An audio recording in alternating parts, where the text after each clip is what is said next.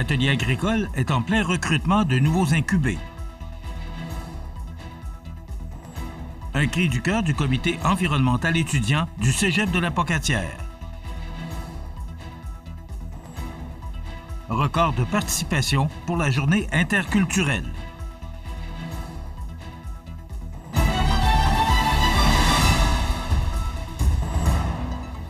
Bonjour mesdames et messieurs, bienvenue à votre bulletin d'information de ce mardi 17 septembre sur le réseau d'information CMA-TV. Le projet d'incubateur de l'atelier agricole offre l'opportunité de mettre en place un projet maraîcher et de développer l'expérience entrepreneuriale dans le domaine agricole dans le but de favoriser l'établissement d'une relève agricole. L'atelier agricole, c'est une nouvelle plateforme agroalimentaire dans la région de Montmagny qui a pour mission d'offrir à la relève agricole un incubateur pour tester ses rêves et organismes communautaires, un accès à des ateliers de formation et à des légumes locaux.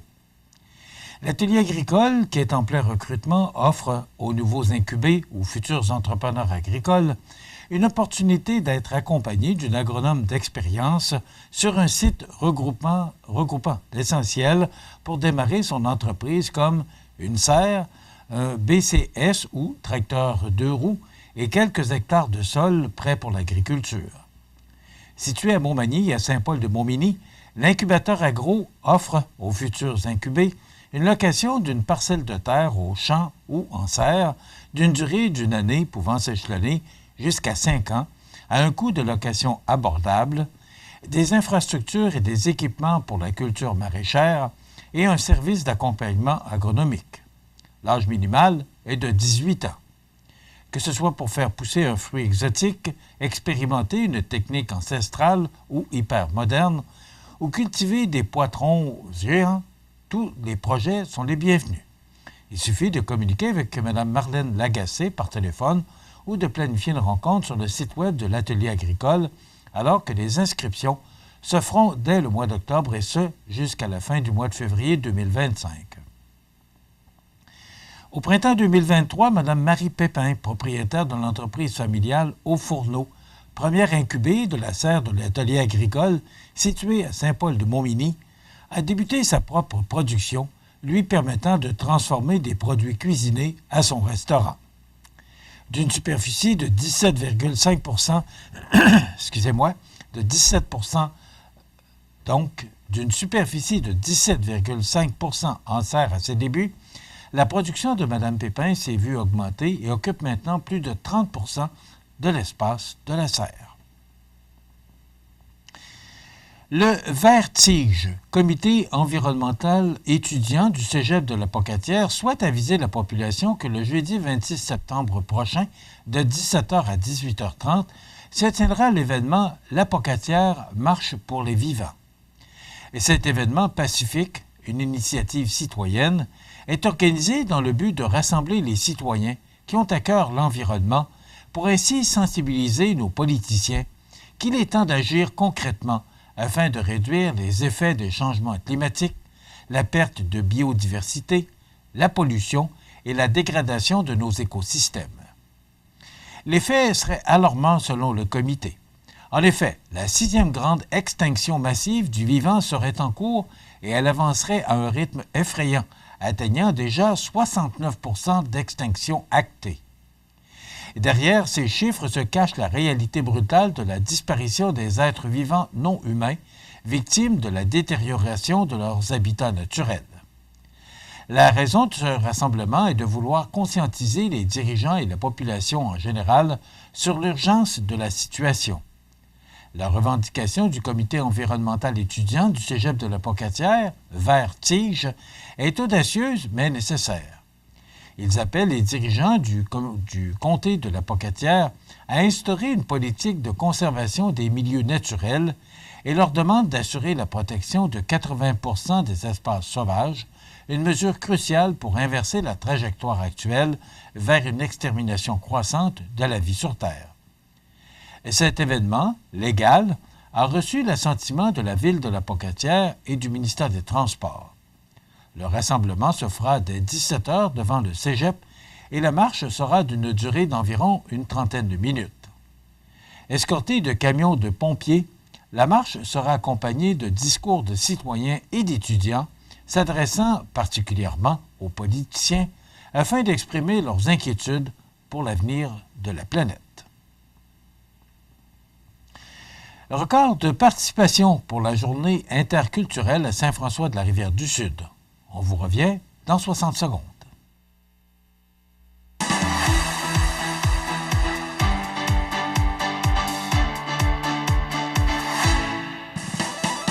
Venez en grand nombre, ces journées portes ouvertes, les 20 et 21 septembre au Collège Jésus-Marie à Saint-Michel-de-Bellechasse. Bonjour, ici Daniel Lachance. Ce vendredi, nous parlons de votre santé. Ne manquez pas les conseils de votre pharmacien à CMA-TV.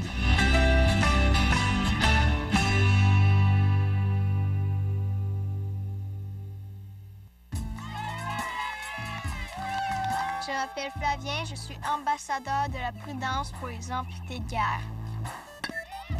Il y a des dangers partout, surtout à la ferme. Moi, je suis allé jouer trop près d'un gros vacillateur et j'ai perdu mon bras gauche. Avec la prudence, il n'y a pas d'accident. Faites en sorte que ça ne vous arrive pas. Jouez prudemment. Vous regardez CMA-TV, le réseau de l'information sur la Côte-du-Sud.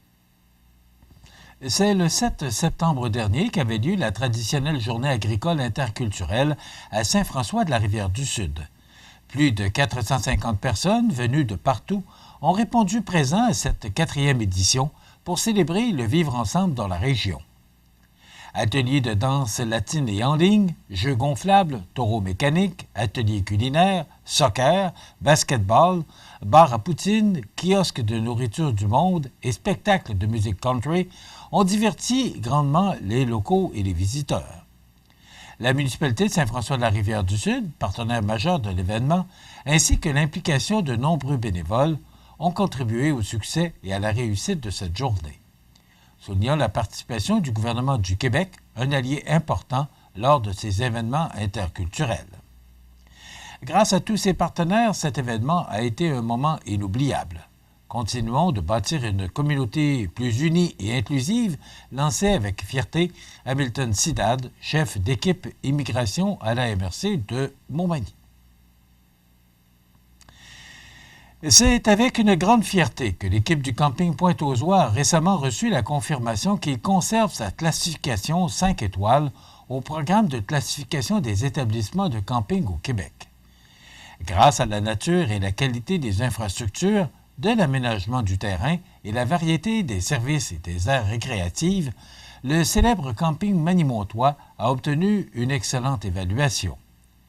Rappelons que le camping Pointe-aux-Oies a décroché sa 5e étoile en 2019.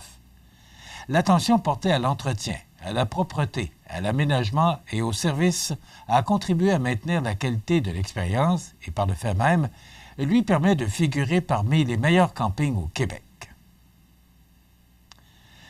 Le jeudi 12 septembre dernier, ce sont plus de 300 personnes qui se sont donné rendez-vous à la place Montel pour assister à la première édition de la rentrée culturelle des Arts de la scène de Montmagny.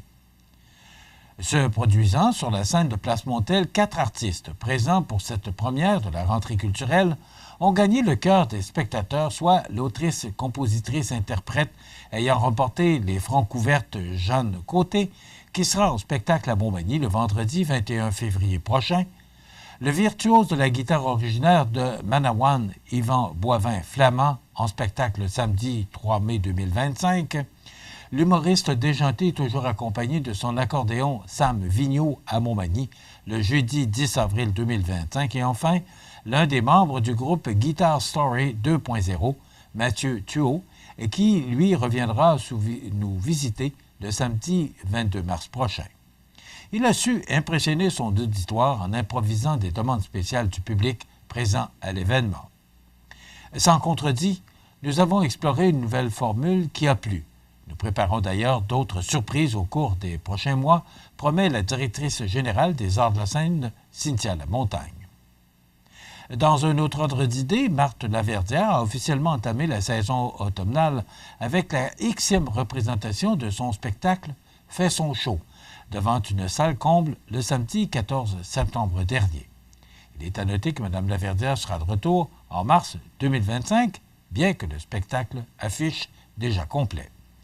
Le samedi 21 septembre, Yvan Pedneau, l'as de la comédie musicale, entonnera, entouré de brillants musiciens, les hymnes rock du groupe mythique Queen. Puis l'humoriste Anthony Cavana offrira le rodage de son spectacle AP le jeudi 26 septembre, après un été passé sur les planches des scènes de Paris. Le mois de septembre se terminera avec les rythmes velours de France Dabour qui offre au public manouantois les pièces de son plus récent opus 14, le samedi 28 septembre prochain. Les sports, présentés par Groupe Corriveau, entrepreneurs électriciens et plomberie, un appel, 4 services. Groupe Corriveau à Montmagny, 88 248 8992, votre solution. Vous avez des projets de construction ou de rénovation? Pensez Groupe Corriveau, entrepreneurs électriciens et plomberie. Un appel, 4 services, 88 248 8992, Groupe Corriveau à Montmagny ou groupecorriveau.com. La solution pour du travail bien fait.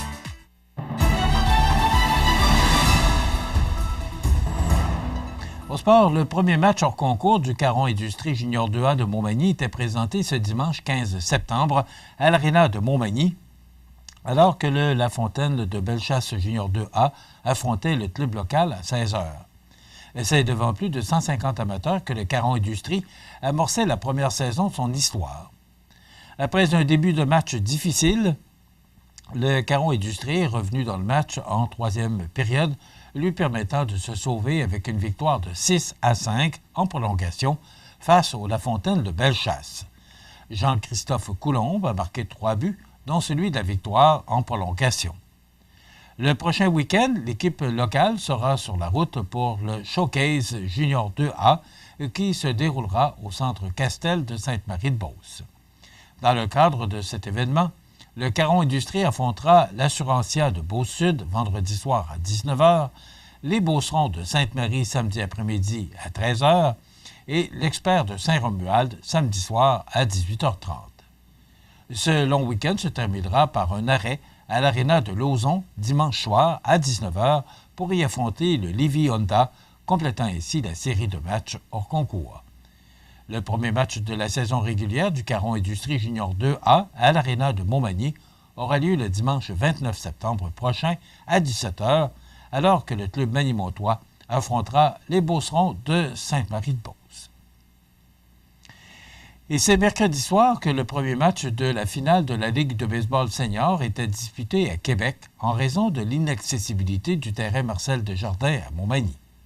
Le match, déjà hors de portée en 5e manche, a été remporté par le club manimontois par la marque de 11-7 et prenait les devants dans la série 1-0.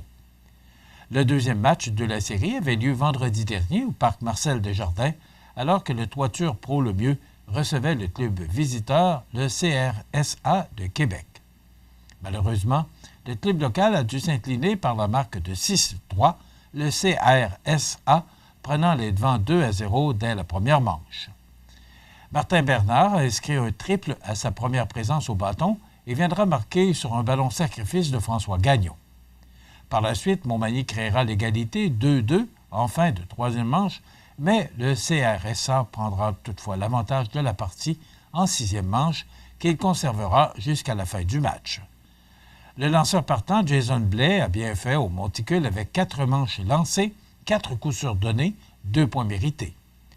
Le joueur du match Microbrasserie Côte-du-Sud est allé à Martin Bernard pour sa performance au niveau défensif et au monticule. Le prochain match de la série finale aura lieu ce mercredi 18 septembre, 20h, du côté de Québec, alors que le club manimontois sera le club visiteur contre le CRSA de l'Endroit. Rappelons que la série finale qui oppose les deux équipes est maintenant égale 1-1. Voilà ce qui complète notre bulletin d'information. Dans quelques instants, les prévisions de la météo. Bonne journée.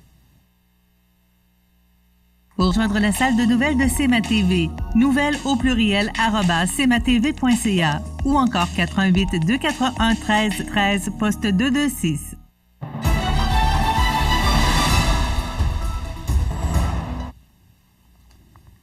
Que dire de plus? c'est l'été. Et c'est l'été jusqu'en fin de semaine, alors que l'automne arrivera, là, possiblement dimanche matin, ce que j'ai cru entendre, là, aux alentours de 9h moins quart dimanche matin, sur probablement l'autobus. Là. Donc, l'automne qui s'en vient, mais là, c'est l'été. Il faut en profiter. J'espère que vous en profitez. Regardez cette image qui parle d'elle-même. Là. C'est dégagé, c'est beau, c'est chaud. Il y a encore des températures au-dessus et très au-dessus des normales de saison. Si on regarde l'image radar, il y a ce petit système-là qui est beaucoup plus loin de nous, qui, bien sûr, ne nous affectera pas au cours des prochains jours. Donc, pour aujourd'hui, mardi, ce qu'on nous réserve comme température, c'est du temps généralement ensoleillé, des vents qui deviendront du sud-ouest à 20 km/h ce matin, maximum de 26 et avec le facteur humidex, on pourrait atteindre jusqu'à 31 degrés. Ce soir et la nuit prochaine, dégagés, nappes de brouillard qui se formeront au cours de la nuit, vents du sud-ouest de 20 km/h qui deviendront légers au cours de la soirée, minimum de 15. Demain mercredi, du soleil, devenant alternance de soleil et de nuages en après-midi, des vents qui deviendront du sud-ouest à 20 km/h le matin, maximum de 24 et encore une fois, on pourra atteindre jusqu'à 31 degrés en raison du facteur humidex. Pour samedi, c'est du soleil, ce sera un petit peu plus frais. Imaginez-vous 23 degrés et j'ose dire que ce sera plus frais. Pour vendredi, alternance de soleil et de nuages, là c'est vrai que ça va être plus frais avec un maximum de 17 degrés. Pour l'instant, on nous parle d'une belle fin de semaine. Pour samedi, alternance de soleil et de nuages avec un maximum de 17, à peu près le même scénario pour dimanche, mais ce serait 16 degrés comme maximum, mais c'est loin de nous. On aura l'occasion d'en parler au cours des prochains jours. Les normales de saison, ce temps-ci d'année, sont de 16 le jour, 5 la nuit. Le soleil s'est levé à 6h23 et se couchera à 18h48, heure avancée de l'Est. Il fait actuellement 18 degrés à l'extérieur des studios de CMA TV. Les vents qui soufflent de direction sud-ouest à 18 km/h. L'humidité quand même très élevée, 87 %.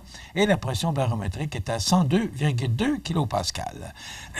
Maintenant, pour le bateau qui fait la navette entre Montmagny et l'île aux Grues, la première traversée est à 6h15. Excusez-moi, c'est difficile ce matin. Alors, donc, les départs de l'île aux Grues en après-midi, 15h30, 17h et 18h45. Et les départs de Montmagny s'effectueront à 16h15, 17h45 et 19h30. Voilà, encore de bonnes nouvelles. C'est du beau temps, ça se poursuit du moins jusqu'à dimanche, mais même on parle que le début de la semaine pourrait être encore beau, mais c'est loin de nous. Alors, profitez de ces belles températures pour marcher, faire toutes sortes d'activités. C'est l'été, encore du moins jusqu'à dimanche. Voilà, ça complète pour les prévisions de la météo. Dans quelques instants, on aura le plaisir de recevoir Jérémy Boulay et Olivier Tanguay du groupe de plus en plus populaire. C'est un groupe de notre région, de Wild Palominos. Ils viendront nous parler, là, en fin de semaine. Ils ont fait un beau voyage, alors ils vont venir nous parler de ce beau voyage. Et vous savez que la semaine dernière, on inaugurait la nouvelle cour d'école de l'école Saint-Nicolas. Donc, Nancy Ouellette et José Bouchard, qui étaient responsables du comité pour la réfection de cette cour d'école. C'est magnifique en passant. Ils seront avec nous pour nous raconter leur histoire. Ça a duré quand même plusieurs années. Alors, ils vont nous raconter toutes les péripéties qu'elles ont dû affronter pour pouvoir procéder à la réparation de cette cour d'école. Il y aura bien sûr la chronique La Pouponnière, il y aura l'actualité et bien sûr les avis de décès. C'est le menu qu'on vous propose de ce mardi 17 septembre. Bonne émission.